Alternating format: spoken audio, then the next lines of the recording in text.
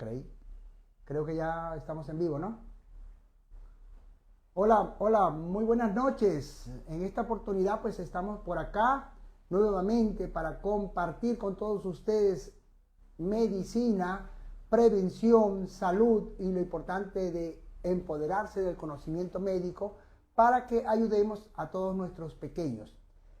Hoy estamos con el doctor Jombran Rincón. El doctor es traumatólogo, ortopedista infantil. Bienvenido, doctor. Gracias, doctor. ¿Cómo está? Muy bien. Gracias por la invitación. Bienvenido. Siempre estamos dispuestos a compartir y para que la gente también aprendamos juntos, doctor, porque esa es la idea. Ese es el concepto. El doctor es médico cirujano, egresado de la Universidad del Zulia de Venezuela, es traumatólogo ortopedista de la Universidad de los Andes, también en Venezuela. Él hizo su posgrado de ortopedia infantil en la Universidad Cardenal Herrera de España. Tiene una pasantía en cirugía ortopédica infantil en el Hospital Ortopédico Infantil de Venezuela y tiene una certificación internacional de Reinhard Graf de ecografía de cadera pediátrica en México. Es miembro de la SPOT, APOTI y SBOCOT, pero eso lo va a decir usted porque yo no conozco esas iniciales. Perfecto. La Asociación Peruana de Ortopedia y Traumatología, la Asociación Peruana de Ortopedia y Traumatología Infantil y la Sociedad Venezolana de Cirugía Ortopédica y Traumatología. Ok, doctor, muy bien, bienvenido entonces. Vamos a comenzar primero con algunas cosas importantes que muchos de los pacientes y de los médicos, porque también tenemos médicos en el grupo, he pasado el enlace para el grupo de pediatras, para que nos hable un poco acerca de lo que es la displasia del desarrollo de la cadera. Doctor, vamos a empezar por definir, vamos a empezar por conocer. ¿Qué se conoce o qué llaman ustedes displasia del desarrollo de la cadera? Perfecto. Es importante primero tener en cuenta qué es la cadera. La cadera es la articulación de la cabeza femoral y se mueve mediante una copa, que esa copa se llama acetábulo. Lo ideal es que la cabeza y el techo del acetábulo se mantengan en una condición congruente. En algunos niños, la copa acetabular no es capaz de cubrir esa cabeza y en lugar de cubrirla se presenta como un techo insuficiente que tiene predisposición a que la cabeza con el crecimiento se luxe y en otros casos ya la cabeza viene fuera de posición. Entonces, ese conflicto que existe entre el techo y la cabeza es lo que llamamos displasia del desarrollo de la cadera. Algo así como que yo por ahí escuché como que, usted sabe la copa esa que alzan los deportistas en las Olimpiadas. ¿Correcto? Ya está la copa y está la pelota. Algo así como eso, ¿verdad? Correcto. En donde no hay una buena posición, está desplazado, algo así. Exacto. No hay una relación adecuada entre la cabeza del fémur y el techo. Entonces, la cabeza se mueve a través de esa copa. En la displasia de cadera, la enfermedad la tiene la copa, no la tiene la cabeza principalmente. Cuando es la cabeza ya es otra patología. En este caso, la enfermedad es una enfermedad del techo o de la copa que debe cubrir esa cabeza. Ok, perfecto, muy bien. Y doctor, ¿existen algunas causas, como todo en medicina, para que aparezca la displasia de cadera en algunos niños sí y en otros niños no tengan esa predisposición? En medicina todo tiene una predisposición, ya sea genética, ambiental, o simplemente heredofamiliar, o simplemente de que el niño nazca. Hay niños que tienen que son prematuros. Por ejemplo, en mi caso de neumología, existen muchas enfermedades que tienen que ver mucho con que si la prematuridad, que si con la exposición viral a determinados agentes virales como el virus sincitial respiratorio. Pero me supongo que en la displasia de cadera, extrapolando todo lo que ya nosotros sabemos, Correcto. también existen factores predisponentes o algunas cosas que se digan que pudieran condicionar a que ese niño, para que mamá y papá sepan, pueda tener una displasia del desarrollo de la cadera. Correcto, muy buena pregunta, doctor. Es importante tener un control del embarazo adecuado, ya que los factores predisponentes, no hay una causa específica, pero hay factores predisponentes. Primer factor predisponente es que el niño no venga en la posición correcta. A entender, lo ideal es que el niño, cuando la mujer está embarazada, el niño venga en una presentación en que la cabecita vaya en dirección al canal de parto. En algunos casos, los niños vienen sentados. El estar sentado es lo que nosotros llamamos presentación podálica y es la principal el principal factor de riesgo de displasia. Otro factor de riesgo es en los antecedentes maternos o de hermanos. Se estima que cerca del 28% de los niños que son hijos de padres con displasia puedan tener displasia. Otro importante es poco líquido en el embarazo. A esa condición le llamamos oligoamnios, son mujeres que no tienen suficiente líquido y se crea como una presión durante el crecimiento del embarazo. Ese oligoamnio forma parte también de los factores de riesgo y hay factores que no son tan amplios como los tres que nombré anteriormente, como lo son las patologías que puedan hacer que los ligamentos estén muy laxos, como el síndrome de Down o algunas otras condiciones genéticas. También niños que tengan antecedentes de que los padres tengan hiperlaxitud articular. Y me preguntabas acerca de la prematuridad. El niño prematuro no tiene predisposición a displasia. La cadera se forma en la semana 20.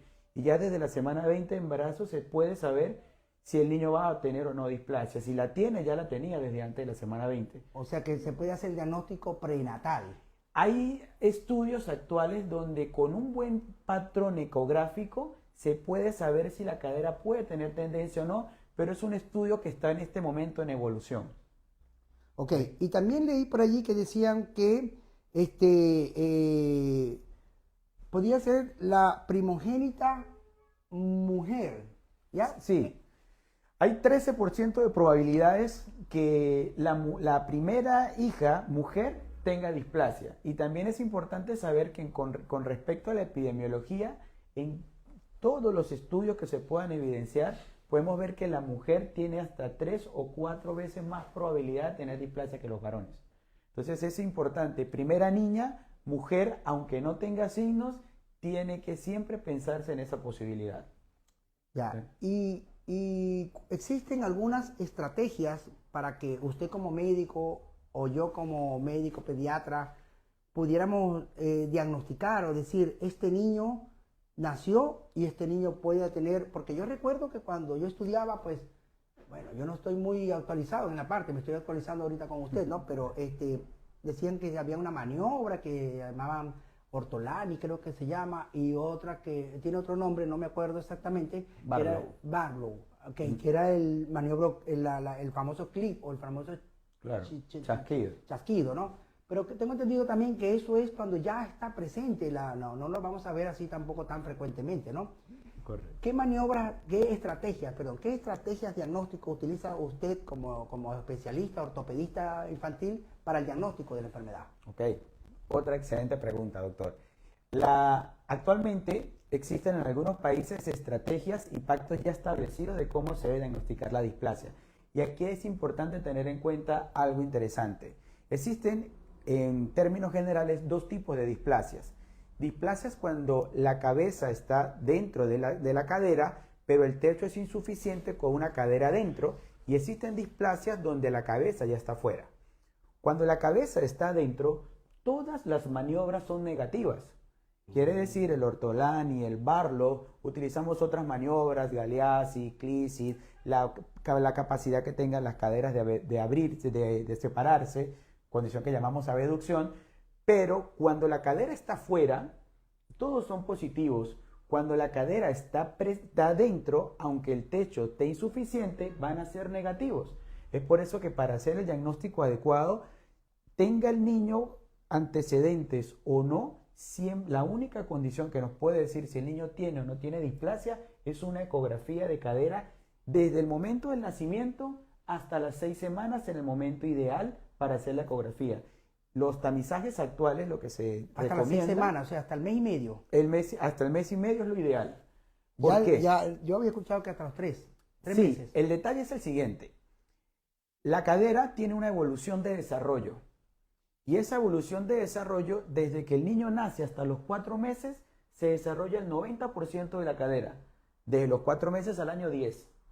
Toda cadera que nosotros diagnosticamos a los 4 meses, ese es el porcentaje de éxito que vamos a tener, 10. Entonces, si nosotros hacemos un diagnóstico de una displasia de cadera a los 4 o 5 meses, por más que utilicemos tratamientos largos, por más que utilicemos cualquier estrategia, esa cadera va a quedar con una lesión. Entonces, si nosotros queremos curar a un niño, es importante que el diagnóstico se haga antes de la semana 6. Precoz. Si el diagnóstico se hace a las 4 semanas, ya esa cadera va a quedar con problemas. O sea, fíjese la importancia entonces de hacer el cribaje o la detección temprana de los casos. Es decir, Total. esto quiere decir, doctor, que todo paciente recién nacido, antes de que cumpla el mes, debe ir a evaluación por ortopedia infantil para que le realicen una ecografía de cadera. Eso es lo que está queriendo Es decir. correcto. Incluso actualmente se han diseñado recomendaciones. Hay un pacto de la Sociedad Latinoamericana de Ortopedia Infantil que se llama SLAOTI. Hay un pacto que se llama Acuerdo de Medellín, donde se recomienda que a todos los niños se le haga tamizaje universal, tenga o no tenga predisposición a displasia. Acá hemos diseñado en nuestros centros de atención un programa donde hemos diseñado un protocolo de cómo hacer el diagnóstico. Los niños que tengan factores de riesgo, es válido que lo hagan entre las 4 y las 6 semanas. Los niños que no tengan factores de riesgo son los que pueden llegar a hacerlo entre las 6 y las 9 semanas. Pero si es una niña o tiene algún factor de riesgo, la recomendación es que el diagnóstico lo estemos haciendo entre las 4 y 6 semanas de vida por tarde. Porque si no, pueden haber... Si nos conseguimos con una displasia de cadera a esa edad, lo más probable es que a los 3 meses esté curado. Pero si nos conseguimos una displasia de cadera a los 4 meses, lo más probable es que nunca se cure. Entonces, vale oro. Esos 3 meses son los meses en que la cadera se remodela y tratarlos vale oro. Es como en el caso de neumo, que un niño tenga neumonía y no lo vayamos a tratar hasta que tenga un derrame pleural. O sea, lo tratamos en el momento o se nos complica. Igual pasa con la cadera. O la tratamos al momento o esa cadera va a presentar un conflicto que puede aparecer tardío, a los 40 años, a los 50, pero aparece. Usualmente cuando vemos a una persona de 50 años, 60, que le ponen una prótesis de cadera, es muy probable que esa persona tuvo una displasia que nunca se trató y como fue una displasia leve, la cadera se vino dañando en la cuarta, quinta o sexta década de la vida, pero se daña. O sea, y también tengo entendido que existe lo que llaman en otros países como México, como Chile, Colombia, que lo está implementando, y algunos países europeos, en donde ya eso es un método como el tamizaje que nosotros hacemos, lo que los pediatras hacen cuando el niño nace, por la prueba del talón, ¿verdad? Sí, que claro. también debe hacerse todo niño con factores de riesgo, los factores de riesgo que usted ya mencionó anteriormente. Correcto. Que es la primogénita mujer que tenga los oligoamnios, que tenga presentación podálica y que tenga antecedentes familiares. ¿Ya? Correcto. Eso se debe hacer antes del mes y medio. Antes del mes y medio. Pero los otros niños entonces no lo podemos hacer hasta los 3 meses. El detalle es el siguiente. ¿Se debe hacer en todos, doctor? En todos. La recomendación es en todos. Nosotros tuvimos la oportunidad de presentar un trabajo la semana anterior en el Congreso Nacional de Ortopedia Infantil, donde evaluamos 400 caderas. Y los resultados epidemiológicos son muy superiores a los que se aparecen en los libros, ya que anteriormente se estabilizaba la cadera como displasia severa o normal. Hemos hecho un trabajo donde hemos encontrado todo tipo de caderas y en 400 pacientes hemos conseguido más de 28 caderas con lesión. Entonces, se sale del diagnóstico de que 1 en cada 1000. O sea, estamos en 400, conseguimos 28, en 1000 vamos a conseguir el doble y un poco más. Entonces, el objetivo de esto es saber que ya se ha avanzado mucho en la ecografía y que la ecografía hecha por un personal entrenado nos va a dar un resultado superior al 95% de sensibilidad y ese prácticamente va a ser el mismo porcentaje de curación si lo diagnosticamos en el momento correcto. Eso que acaba de decir es muy importante y yo voy a hacer más hincapié en eso porque también he escuchado, ¿verdad?, que eso es operador dependiente. Claro. Yo lo extrapolo al área de neumopediatría, por ejemplo, y yo digo, bueno, la radiología como tal, como especialidad, ellos estudian todo. En cambio, usted solamente estudia la parte de cadera y por supuesto se hace un experto en el área. Por ejemplo, yo estudio la radiología de tórax y estudio la tomografía de tórax. Pues se supone que yo debo saber un poquito más, inclusive que los radiólogos. Por supuesto. ¿Ya? En ese sentido, pues el que debe hacer entonces la ecografía debe ser un ortopedista, porque es el que tiene el adiestramiento y la capacidad para hacer el diagnóstico precoz, porque como dicen, si es operador dependiente, pues se le puede pasar por alto alguna displasia a un radiólogo convencional, pues vamos a decirlo así. Claro, fíjese que en el mundo existen 3 grandes métodos utilizados ampliamente para la ecografía. De esos 3 métodos, prácticamente casi todos los radiólogos utilizan el método Harkey, que es un método que la ortopedia infantil no recomienda. ¿Por qué? Porque no es un método que esté numerado. La numeración es algo que es subjetiva al evaluador, y nosotros utilizamos el método descrito por el doctor Graf. El método de Graf no tiene discusión, ya que para poder hacer los ángulos necesitamos observar 9 estructuras en la imagen. Si no se observan las 9 estructuras, significa que no estamos en el punto medio. En la imagen Harkey basta con solo ver la cabeza del fémur para darse cuenta, para tomar decisiones.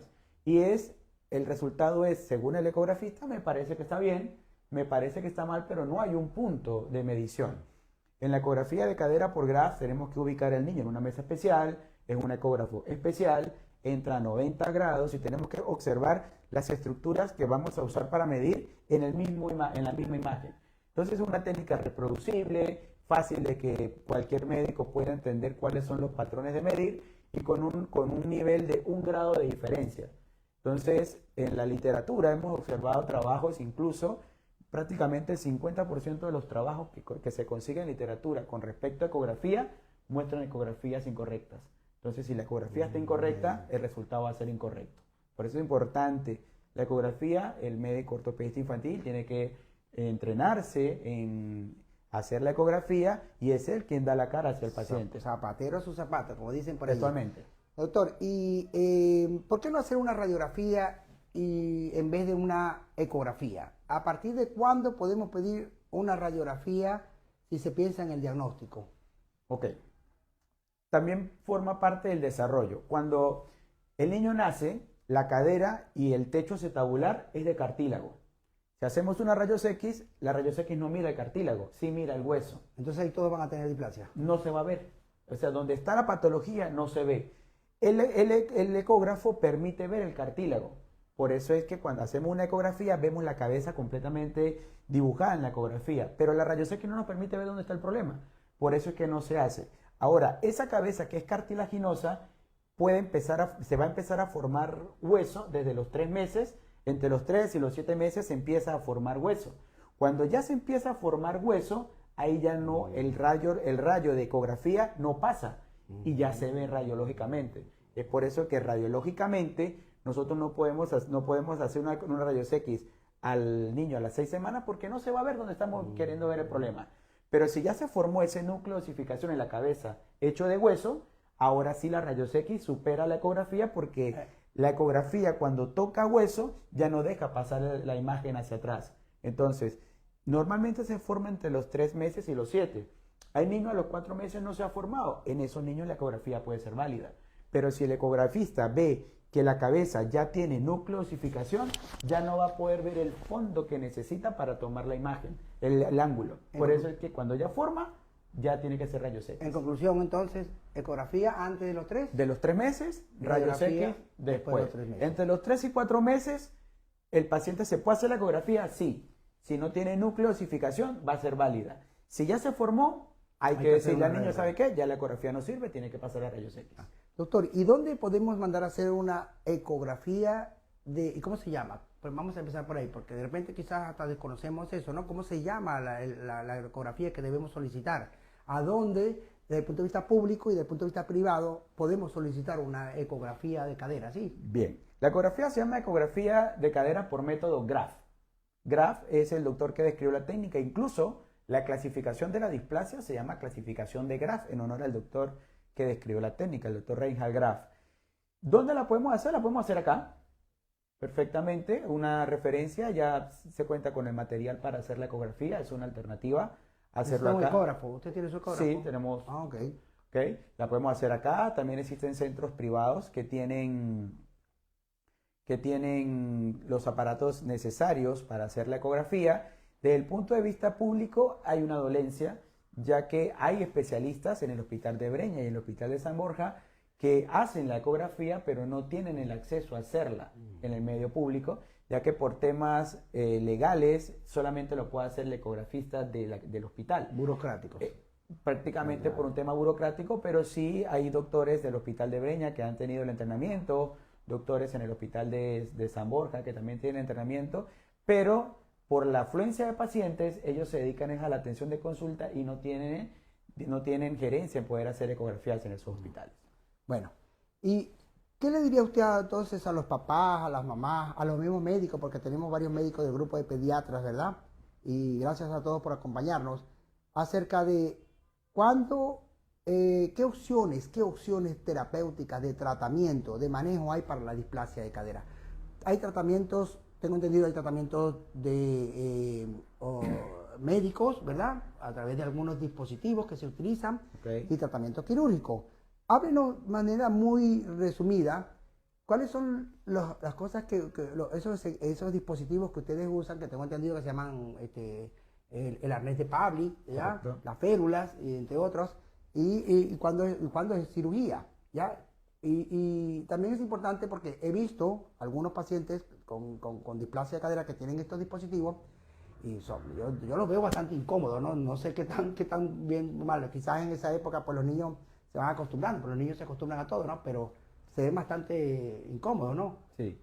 Bien, mira, nosotros tenemos varios dispositivos para el tratamiento. El más utilizado a nivel mundial y que ha dado los mejores resultados sigue siendo el arnés de Pavlik. El arnés de Pavlik es un sistema de correas que permite que el niño tenga las piernas en flexión y parcialmente abiertas las caderas. Ese es el objetivo, ya que la cadera al abrirse ya prácticamente ella obliga a estar adentro y en la formación del techo va a bajar a terminar de formar la cadera. Ahora bien, los momentos adecuados siempre son entre antes mejor. Si nosotros le ponemos un arnés a un niño de un mes, la posición es muy parecida a la posición fetal y el niño no lo va a sufrir. Cuando el niño ya está más grande, sufre el papá, entonces la el mamá. que sufre es el papá y la mamá. Cuando los niños están entre el niño va creciendo más, va teniendo más incomodidad para el uso de ortésicos y hay que tener en cuenta que el ortésico usado antes de los 4 meses tiene una función espectacular. Después de los 4 a los 6 meses, muy poca. De los 6 meses en adelante prácticamente no funciona. Entonces, a veces he visto niños que le colocan un ortésico hasta que cumplen año y medio, no le va a hacer nada. Si el ortésico, el niño llegó a los 6, 8 Al meses, ortésico se refiere cuando habla a, de los la- dispositivos. a los dispositivos. Si ese aparato, el que el médico decida, el objetivo del tratamiento es que el niño tenga las caderas en flexión y las piernas un poquito abiertas, movimiento que llamamos abducción. Ese es el objetivo. Lo logramos con arnés de Pavlik, lo logramos con arnés de Tübingen, lo logramos, algunos niños son más fuertes y necesitan algo un poco más rígido, las férulas de Freja, algunos utilizan las de Milgram. Es decir, el especialista que le trata busca ese objetivo. Lo que sí no funciona, ni funcionará, y si se lo están haciendo o escuchan esa recomendación, no tiene validez y se debe acabar, es el uso de 2, de 3 pañales, de 4 pañales. Eso no funciona. Es totalmente errado y lo que trae es un problema mayor. 2, 3 pañales no tiene con función como tratamiento de displasia. Entonces, al momento de evaluar, su médico dirá, necesito un ortésico y el tratamiento del ortésico dura un mes más desde que se corrige. Nunca se le dice al papá, no, en un mes está curado. No, el niño usa su ortésico y cuando ya tenemos los grados de corrección adecuados a la edad del niño, tiene que tenerlo puesto un mes más. ¿Okay? Si el niño deja de usar el ortésico, es muy probable que se haga una memoria de la cadera y en lugar de que se mantenga congruente, vuelva a displasia. Entonces ese mes es importante. El tiempo es el que cada niño necesita. El tiempo es crucial entonces.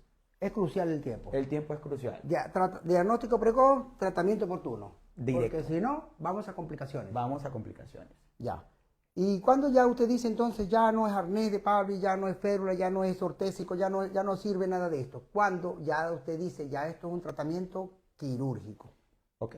El primer Hay paso, que operar. Sí, el primer paso del tratamiento quirúrgico es si la cadera está fuera de su sitio, va a ser quirúrgico.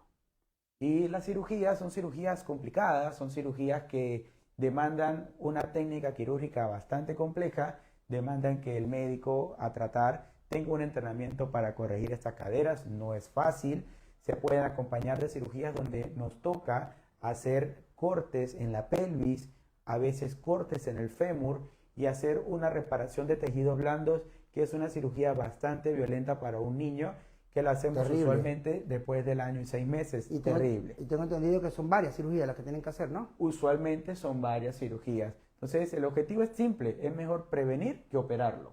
Cuando nosotros operamos una displasia, sí, lo más probable es que nunca se hizo el diagnóstico.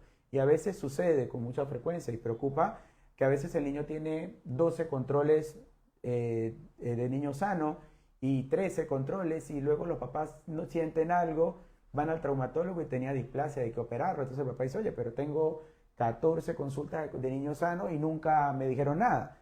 Entonces es importante solicitar una ecografía. Si tiene displasia, lo van a agradecer. Y una pregunta, la ecografía de Graf, ¿no? De Graf. Es costosa, o sea, tiene un precio tan elevado, así que... No, la ecografía de Graf tiene un valor incluso menor que lo que vale una rayos X, porque hay centros donde una rayos X te puede costar más de 200 soles, la ecografía vale menos que eso. Incluso puedes conseguir ecografías, dependiendo de los centros, entre 250, 300 por caro, 150. Es un estudio bastante accesible y no lleva ninguna complicación hacerlo, es accesible. Un y si los método padres inocuo, seguro, que no implica radiación y que es fácil, o sea, con un operador dependiente Por e supuesto. entrenado. Ya, muy bien, doctor. Y la fisioterapia. También leí por ahí que se podía hacer fisioterapia. ¿En qué momento está indicada la fisioterapia? ¿Cuáles son los pacientes que requieren de fisioterapia? ¿Sirve la fisioterapia o no ayuda? Ok, la fisioterapia para tratar la displasia no sirve, no funciona. De que nosotros mandamos a un niño a terapia y se va a formar techo, no se va a formar techo. Algunos niños tienen aparatos ortopédicos puestos por mucho tiempo y a veces algunas funciones que deben estar para el momento, cuando ya terminan el tratamiento, algunas de esas funciones no las han logrado conseguir. Vale mucho la terapia. Hay algunos niños que ya terminaron el tratamiento, tienen debilidad muscular, vale la terapia. Pero pensar que la terapia forma cadera, no. La terapia no forma cadera, las caderas se forman en el crecimiento. Es parte del manejo, pero en algunos casos. En algunos casos se suele sugerir la terapia es en eso, si el niño quedó con alguna debilidad muscular, si el niño tiene tendencia por mucho tiempo con las piernitas abiertas a mantenerse siempre abierto y no caminar, ahí podemos indicar terapias. Pero que sepa para tratamiento, no. ¿Y cuánto tiempo tienden a estar esos niños con esos tratamientos de férula o de arnés de Pavlik? Más o menos, ¿cuánto tiempo requieren mantenerse con esos dispositivos para poder ver los resultados? Ok, aquí es importante el momento en el que se hace, ¿no? Hemos tenido pacientes que lo estamos tratando a los 4 meses y ya a las 2 semanas, porque cuando nosotros diagnosticamos una displasia en un niño de 3 semanas, de 4 semanas, el control ecográfico es cada 2 semanas para saber si estamos teniendo un avance. Y hemos tenido niños que se diagnostican a las 4 semanas y ya a las 8 o 9 semanas están curados. Le dejamos un mes más el arnés simplemente de tratamiento. Es un niño que va a llegar a los 3 meses curado, posiblemente. Dependiendo también del grado de displasia, no todas tienen la misma severidad. Ahora, si nosotros tratamos al niño tarde, 3 meses, 4 meses, y vamos a utilizar un tratamiento ortopédico con alguna de estas férulas que hemos hablado anteriormente, ese niño va a durar mucho tiempo con eso puesto y lo más probable es que no logremos corregir lo suficiente, tal vez 1 grado cada 6 semanas o más, y no suele ser suficiente. O sea que esto es lento. Cuando se hace después de los 4 meses es lento. Cuando se hace entre el nacimiento y las 6 semanas es extremadamente rápido, extremadamente rápido. ¿Y qué posibilidad hay de que hayan recurrencias? A pesar de que usan esos dispositivos, no hayan buenos resultados. ¿Cuál es la tasa de éxito de estos dispositivos que se llaman ortésicos? Ok. Mira, la tasa de éxito depende de la complejidad de la displasia y del momento en el que se trata la displasia y del compromiso de los papás. Muchos papás asumen el compromiso cuando nosotros le recomendamos a un niño, le sugerimos el uso del arnés de Pavlik.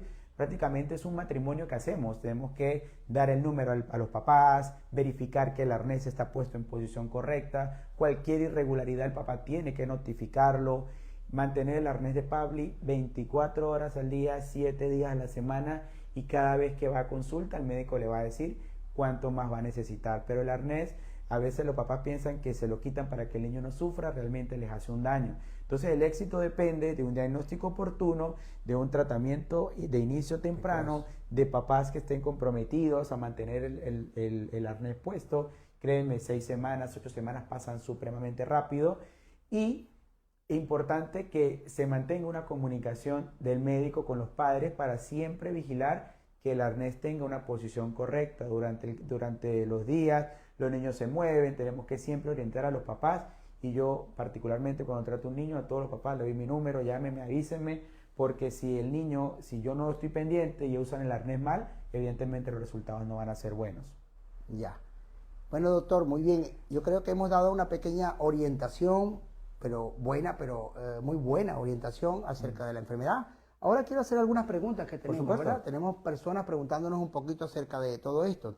Vamos a ver, aquí nos dice, dice Jesús Moscosos.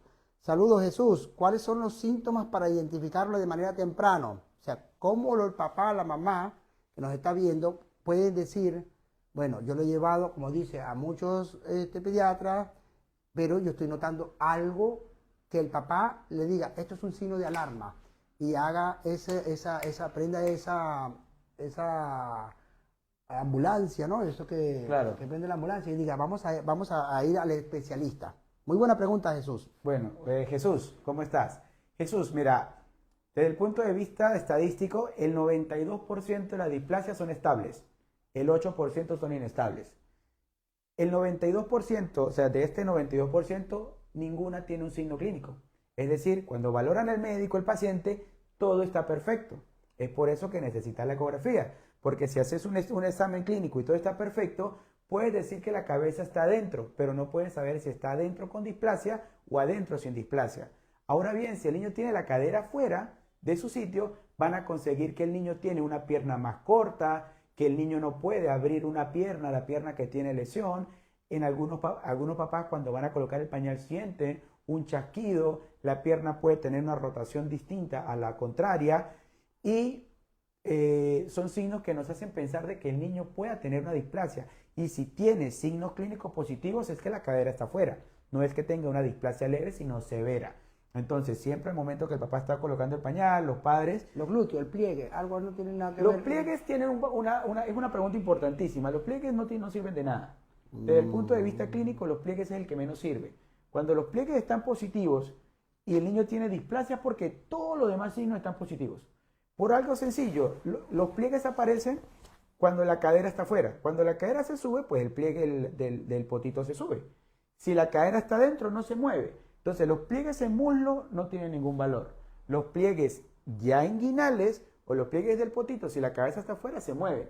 Pero si la cadera está dentro, en el 92% de los casos, no se modifica. Entonces, si el único signo que tiene el paciente es una simetría de pliegues, posiblemente no tenga nada. Y si tiene una displasia tipo 2, ese pliegue es porque el niño tiene rellenito, es gordito, pero no tiene valor diagnóstico los pliegues. Ya, ahora yo voy a hacer otra pregunta, doctora.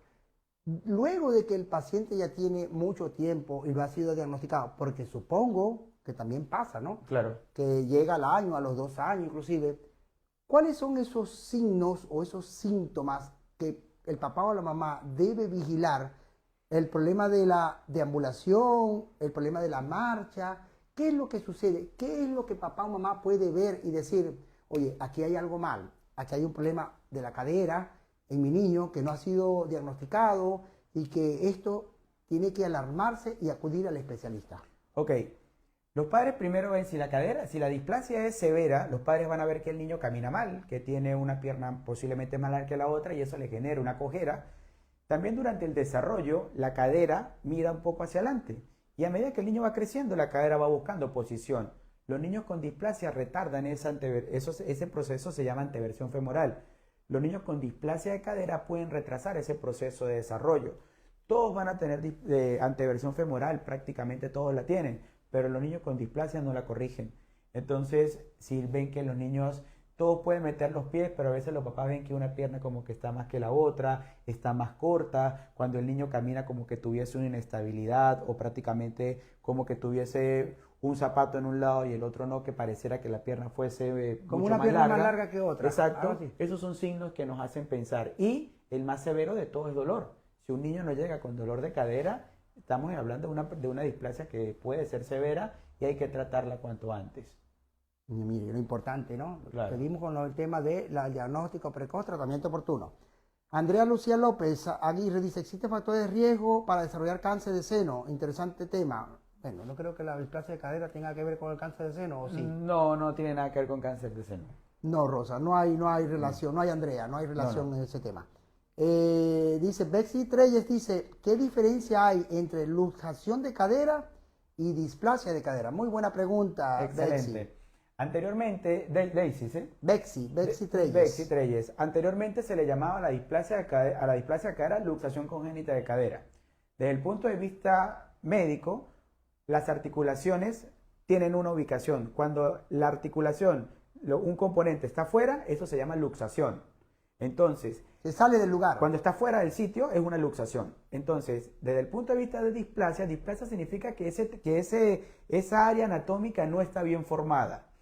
Entonces, la displasia de cadera, nosotros la diagnosticamos en displasia tipo 4, tipo 3, y la tipo 2 tiene muchas subclasificaciones.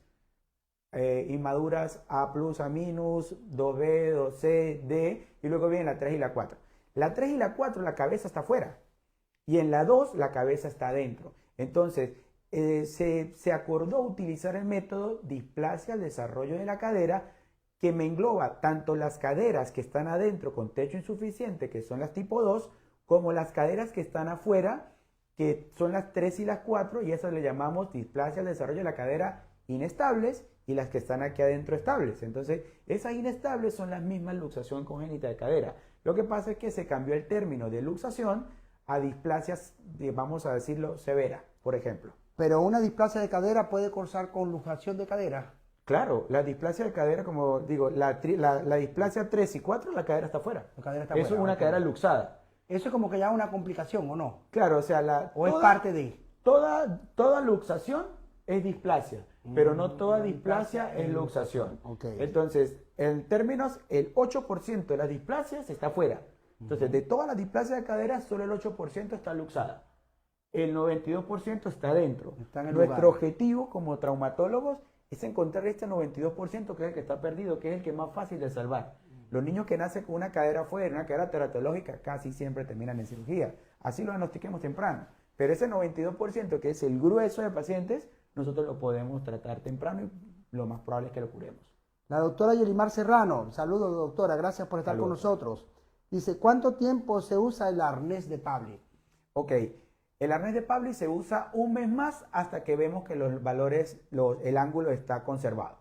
Es decir, no existe un patrón directo, no se usa por un mes, por 2 meses, eso va a depender del tipo de displasia, del grado de displasia, va a depender digamos, de toda la organización que haya en la familia, de colocarlo adecuado, de que no se lo quiten. Entonces va a depender de muchos O factores. sea, no tiene un tiempo establecido. No, lo único que se ha establecido actualmente, eso es una investigación actual del grupo de Anduc de México, que tienen un crecimiento enorme en el tratamiento de displasia. Lo que se ha establecido es, después que nosotros vemos que el niño normalizó los ángulos de acuerdo a su edad, se usa un mes más. Ese es el concepto. Y Bernard Steven Benítez, saludos Bernard, siempre está con nosotros. Doctor, en qué caso el bebé tarda de gatear? ¿Puede ser por displasia? Mi sobrino aún no gatea y tiene 8 meses. No creo. No, la displasia no, incluso los niños con displasia pueden gatear y pueden caminar normal. Lo que pasa es que su cadera se va a dañar, es una cadera que está condenada a deteriorarse. Pero el tener una displasia de cadera no va a evitar que el niño gatee, incluso ellos van a conseguir la manera de gatear. Entonces, si tiene 8 meses y no gatea, tranquilo, todavía está a tiempo de que gatee. No quiere decir que tenga displasia, pero sí es recomendable que le hagan un estudio ya por 8 meses, una rayos X, y estar de acuerdo que el niño no tiene displasia de cadera. Además, Bernard, yo he leído por ahí algunos estudios de pediatría que dicen que algunos niños pueden saltarse la etapa de gateo. Inclusive pueden caminar directamente. O sea, le pueden dar sus primeros pasos y no gatearon nunca. Sí. El hecho, no, y eso es un periodo, no tiene que ser algo exacto de que a los 8 meses tiene que gatear, o a los 9 meses, o a los 4 meses. Eso depende del niño también. Acá tenemos a Yolimar, dice, si uno encuentra ortolani positivo y pide eco de cadera y dicen que no hay nada, pero sigue chasqueando, ¿debo confiar en ese resultado o qué debo hacer? Ok, si el resultado, hay que tener en cuenta lo siguiente, que la cadera crepite no siempre es ortolani. Para que el ortolani nos muestra, y aquí que tenemos varios pediatras, Antes de hacer ortolania hacemos un Barlow. El Barlow nos luxa una cadera que está reducida. El ortolani nos reduce una cadera que está luxada. Entonces, para que exista ortolani, tiene que estar la cadera fuera de su sitio y mediante la maniobra de ortolani, calzarla en el acetábulo. Un chasquido puede sonar por inmadurez y no ser displasia. Ahora bien, si el médico pediatra ve que tiene Barlow ortolani positivo y le manda una ecografía, hay que estar claro si la ecografía fue hecha de manera correcta. Una ecografía de manera correcta prácticamente te da el diagnóstico sí o sí, y el observador tiene que darse cuenta que al momento de hacer la cadera todos los ángulos están alterados. Ya prácticamente a medida que has hecho bastantes ecografías es necesario medirla, pero ya cuando uno ve la cadera ya sabe que la cadera está bien o está mal, y lo que quiere es saber qué tan grave está. Entonces, si la ecografía no está hecha de manera correcta, la indicación es referirlo a un especialista que haga ecografía de cadera. Mi recomendación, Graf. Ya. La doctora Oscar Méndez dice, buenas noches, doctores. Doctor Rincón, excelente disertación. ¿Considera usted que se debe pedir ecografía de rutina a todos los niños antes de los 3 meses de edad? ¿Cómo está, doctora? Un placer. La doctora es infectóloga pediatra. Sí, nos acompaña por acá. Doctora, ¿cómo está? Doctora, mi recomendación, y es lo que estamos planteando unas guías, incluso en este momento estamos presentando un trabajo en algunos centros clínicos, donde estamos generando, haciendo nuestro propio protocolo de cómo debería ser el tamizaje. Mi recomendación es que el tamizaje se haga a los niños entre las 4 y las 6 semanas como regla de oro. A todos. Porque la mayor cantidad de displasias que conseguimos no tienen factores de riesgo, solo el 28%. Pero en el estudio que hicimos hace poco con 400 caderas, conseguimos que de las 28 caderas que tenían displasia, solamente 6 tenían antecedentes, las otras no. Entonces, si nosotros queremos hacer un tratamiento adecuado, tenemos que tratarlo antes de las 6 semanas. Ya a los 3 meses, ¿podemos hacer el diagnóstico? Sí, pero si tiene displasia y lo vamos a tratar, ya es tarde. Ya el paciente... O sea, la recomendación entonces sí es hacer una ecografía... Entre las 4 y las 6 semanas. ¿Al mes o el mes y medio cuando mucho? Ese es el objetivo. Okay. Jesús Moscoso dice, ¿cómo se usa el arnés? ¿Hasta qué edad se puede utilizar en los niños? Bueno, ya habíamos dicho que depende de la condición del niño, me imagino de la evaluación Claro. del ortopedista, de la ecografía y de la evolución, ¿no? Claro, el arnés de Pauli tiene la mejor función cuando los niños son pequeños, entre los 1, 2 o 3 meses de edad. El arnés de Pauli funciona muy bien, pero el arnés de Pauli son correas, muchas veces tienen pega-pega o velcro, y si los niños son grandes, son gorditos y son muy fuertes, tienen a veces tendencia a vencer el arnés de Pauli. Es ahí cuando el médico tratante puede sugerir una férula rígida, entre esas las férulas de Fresca o las férulas de Milgram, que son férulas que ya son rígidas y el niño no va a poder vencer. Entonces, normalmente mi objetivo es conseguir niños pequeños, bebés, y tratarlos con arnés de Pauli. Si ya es muy grande, realmente muchos niños lo vencen o a veces no lo toleran, pero sí toleran la férula rígida. Entonces todo eso tenemos que jugar, y por eso la importancia que el médico tratante mantenga contacto firme con el paciente. Se estima que el 15% de los niños no toleran el arnés de Pauli, pero sí tolera de repente la férula o viceversa. Entonces hay que tener un contacto directo con su ortopedista infantil y lograr el tratamiento más adecuado, que es tener las piernas, las rodillas, las caderas en flexión y abducción. Manteniéndolas, estamos haciendo el tratamiento. Ya, Jesús también dice, sí, se hace actualmente ecografía de rutina para detectar este problema. Sí, el objetivo es la ecografía. Pero que si se hace de rutina. No, lamentablemente no. Todavía hay bastante desconocimiento en ese tema, todavía hay defensores de las técnicas que ya no se utilizan, y eso es algo que siempre como profesionales tenemos que vencer. Pero cada vez esta técnica no es nueva, la técnica Graf se publicó mundialmente en el 83 y cada vez tiene mucho más aceptación su uso, y ahorita se utiliza en más de 50 países con un éxito bárbaro, y los que hemos estado utilizando eso en nuestra manera privada tenemos resultados espectaculares con el diagnóstico precoz. Entonces, ¿se debe hacer? Sí, porque es la única forma de saber si el niño tiene una displasia y la única forma de tratarlo en el momento que la displasia tiene probabilidad de curarse. Muy bien, doctor. Entonces, vamos a hacer algunas preguntas, las voy a hacer yo, porque no tenemos más preguntas acá del público, pero no tiene mucho que ver con la displasia, ¿no? Pero sí yo creo que vamos a dejar algo muy importante a los papás y a la mamá. El uso de andaderas, ¿sí o no? ¿Recomendado o no recomendado en niños? No recomendado. Ya. El uso de zapatos ortopédicos, ¿recomendado o no recomendado en niños? Prohibido su uso. Ya. Pasó la historia, ¿verdad? Historia antigua. Ya. ¿Los pies planos se deben operar todos o podemos darle un tiempo de espera al pie plano porque puede ser un pie plano fisiológico? No. ¿Hasta qué edad se espera? Nosotros no podemos tratar pie planos. Primero que todo es importante valorar al paciente. No todos los pacientes tienen un pie plano que vaya a cirugía. Entonces existen condiciones. Tenemos que evaluar si el pie es flexible. Tenemos que evaluar el grado de desviación del talón hacia afuera. Tenemos que evaluar si el niño tiene o no acortamiento del tendón de Aquiles. Tenemos que evaluar si le duele. Lo más importante es eso. Si nosotros tenemos un niño que tenga un pie plano, pero que lo tenga flexible, que no tenga dolor, no se canse, no lo traten. Los zapatos ortopédicos no tratan un pie plano, las plantillas no tratan un pie plano, algunos ejercicios pueden contribuir ya que el pie plano, el tendón de Aquiles puede mejorar con algunas terapias si no es un acortamiento moderado o severo y le va a traer mejoría. Entonces se tiene que evaluar bien el paciente. Se estima que el 40% de la población tiene pie plano, pero también se estima que solo el 12 o 15% necesitan tratamiento. Entonces, no todo pie plano, hay que dejar de pensar en el pie plano como algo terrible, incluso peor es cuando tiene mucho arco, ahí sí es más complicado. Entonces, es importante que vayan a su médico, que se evalúe y le pueda determinar si el pie plano de su niño es flexible, no tiene acortamiento, no tiene sintomatología. Mi recomendación, déjenlo tranquilo. Exactamente. Marianela Fuente dice, un saludo, doctor Rincón. Saluda a Marianela. Saludos, dice, Marianela dice, retardo de osificación de los núcleos de caderas cuando se solicita la ecografía, ¿cómo se debe interpretar? Retardo de osificación de los núcleos de caderas. Los núcleos de osificación de las caderas pueden aparecer desde los 3 meses, incluso hasta los 8 meses, y eso se considera normal. El retardo de consolidación de que se forman núcleos de osificación es tardío, incluso hay una patología que se describe como un retardo de consolidación, de formación del núcleo.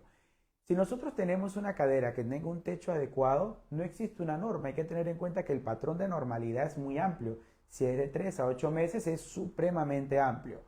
Nosotros utilizamos la ecografía hasta los 3 meses, porque a los 3 meses normalmente empieza a aparecer el núcleo de osificación. Entonces, si nosotros tenemos a un niño de 7, 8 meses, no se le ha formado el núcleo de osificación, tenemos que estar claros si el techo está correcto o no, ya que uno de los principales signos, incluso radiológicos, de displasia de cadera es la hipoplasia o que ese núcleo no se forma. Si el techo no está correcto, no se va a formar al ritmo de la cadera sana. Incluso si la cadera está luxa, prácticamente puede retrasarse 3 o 4 meses a la otra y siempre vas a ver un núcleo grande y el núcleo de la cadera displásico chiquito o ausente.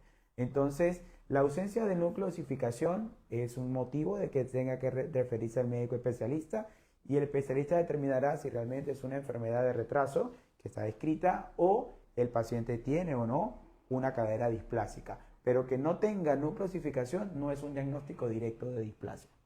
Muy bien, doctor. Entonces, doctor, no tenemos más preguntas por acá, no hay ninguna otra persona que nos haya escrito.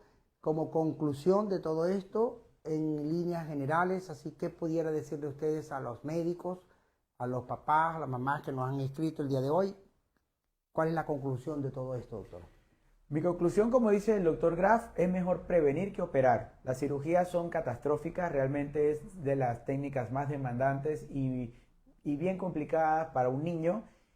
Y si nosotros tenemos el bienestar de la cadera en las manos de un simple estudio, mi recomendación es que si tienen un niño, si están embarazadas o tienen un niño entre menor a 3 meses, hagan la ecografía de cadera y si la tienen la displasia, sepan que hay tratamiento y la probabilidad de éxito es muy alta. Mi recomendación para los médicos pediatras, que en el estudio, en su control de niño sano, la soliciten. Si ven que el niño tiene signos clínicos, el médico pediatra hace la valoración del recién nacido, lo valora y le ve un signo clínico, la ecografía hay que hacerla de una, no esperar hasta las 4 semanas.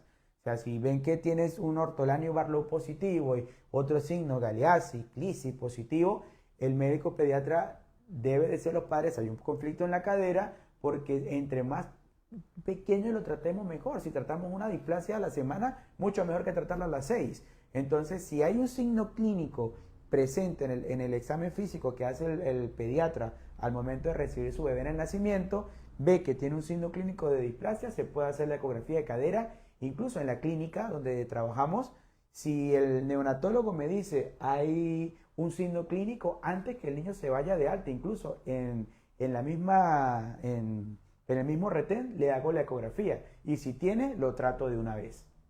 Muy bien, entonces lo primero es ayudar al paciente a diagnosticar de forma temprana. Correcto. Para que tengamos el tratamiento menos agresivo y no lleve a complicaciones ni a cirugía. Entonces, eso es lo más importante. Okay. Y hacer notar de que es un tamizaje, un screening que es prácticamente obligatorio en aquellos niños que tengan factores de riesgo o en aquellos niños que tengan algún síntoma. Pero ya los síntomas aparecen de forma tardía, no aparecen tempranamente. Porque también hay otro tema que yo he escuchado, doctor, que algunos niños no tienen ningún síntoma. Claro. ¿Ya? Y entonces se le hace de forma rutinaria la ecografía de Graf y, sorpresa, tiene una displasia de cadera. Claro, como lo decía, el 92% de la displasia no tiene ningún síntoma, ninguno.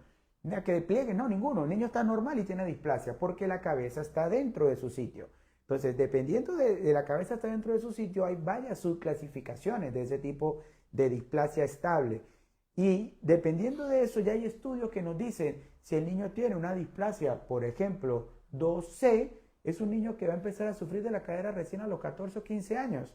Y cuando la tiene, los tratamientos son peores que el de un niño de 2, 3 años. Entonces, siempre el diagnóstico tiene que ser temprano, siempre el diagnóstico tiene que ser oportuno. Incluso es mejor tratar una cadera a los 3 años que a los 6. Es mejor tratarla a los 6 que a los 15. Porque ya cuando la cadera se desarrolló completo, ya se tienen que hacer muchas deformidades y la cadera sí o sí está condenada. Condenada a que ese paciente en etapas tempranas, 40 años antes incluso, puedan tener una prótesis de cadera y eso es algo que no es adecuado. Ya, terrible.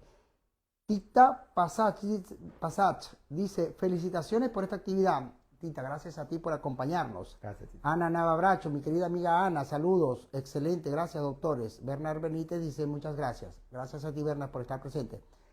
Bueno, doctor, hay que recordar también que usted no solamente ve alteraciones de la cadera, ¿no? Es un doctor que es especializado en traumatología, en ortopedia, que ha hecho especialidad en la parte de displasia de cadera, que eres un experto en el área, ¿verdad? Que tienes experiencia, pero también tratas no solamente eso, sino también deformidades de columna, deformidades de miembros superiores e inferiores, entre ellos los brazos, las manos, los muslos, los pies, las secuelas motoras de parálisis cerebral, también dolores musculoesqueléticos, fracturas, luxaciones, esguinces pediátricos también, claro, porque es tu área, y alteraciones, todo lo que es alteraciones de la marcha. El doctor John Brian Rincón, traumatólogo ortopedista infantil, está en la unidad pediátrica Kids. Acá pueden ver el teléfono para solicitar las citas. Estamos a su completa disposición. Esperamos que prontamente el doctor incorpore el ecógrafo de Graf, ¿verdad? Correcto. Para que pueda hacer acá, ustedes los pediatras puedan apoyarse en ese diagnóstico para que ofrezcamos lo que llamamos nosotros medicina de calidad, medicina de prevención. La prevención es lo más importante. Y ofrecer a ese paciente un diagnóstico precoz que estoy seguro que se los agradecerá por el resto de su vida. Así es, doctor. Doctor, muchísimas gracias por estar con nosotros. Esperamos nuevamente que nos acompañen en otras actividades. Nos gustaría hablar mucho de algo que yo veo muy frecuentemente y que creo que todos los pediatras también, a pesar de que yo soy neumólogo pediatra, pues la medicina debe ser holística, debe ser amplia y tenemos que observar, mirar y ver otras cosas y referir, porque no todo lo sabemos. El que crea que lo sabe todo, pues está mal. Yo no lo sé todo.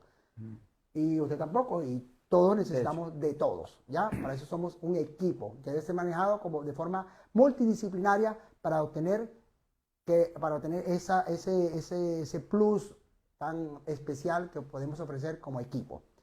Me gustaría hablar en la próxima actividad, doctor, de alteraciones de los miembros inferiores.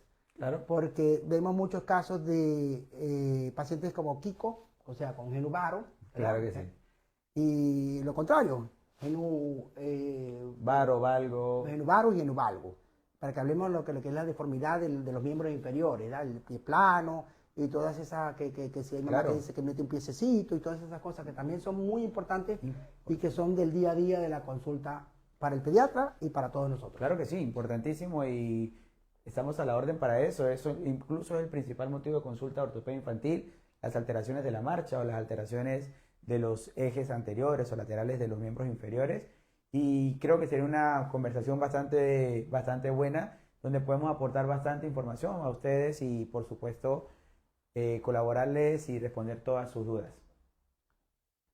Jesús Moscoso dice, ¿cuáles son los horarios del doctor? ¿Dónde están ubicados? Jesús, gracias. Estamos ubicados en la calle Los Tulipanes, 188 Santiago de Surco, frente a la Embajada de los Estados Unidos. El horario del doctor es previa cita. El doctor viene cuando tiene sus pacientitos, nos ponemos de acuerdo, le citamos al paciente y el doctor nos dice qué día puede venir, en qué horario, porque tiene su agenda bien comprometida y trabaja en algunos lugares y algunas clínicas de Lima. Por acá, por este número de teléfono, pueden pedir la cita, el 991-304-154, en donde nuestra secretaria les atenderá de forma cordial y muy amable para que puedan disfrutar y compartir la ciencia, la educación y la prevención de lo que es todas las enfermedades del área de ortopedia y traumatología infantil con el doctor Yombrani Rincón, que nos vamos a ver en otra oportunidad. Bueno, doctor, nos despedimos. Muchas gracias a todos por estar acá. Les agradecemos a todos su presencia. Nos vemos prontamente con otra actividad con el doctor Yombrani Rincón, traumatólogo ortopedista infantil. Saludos, muchas gracias por la invitación. Gracias.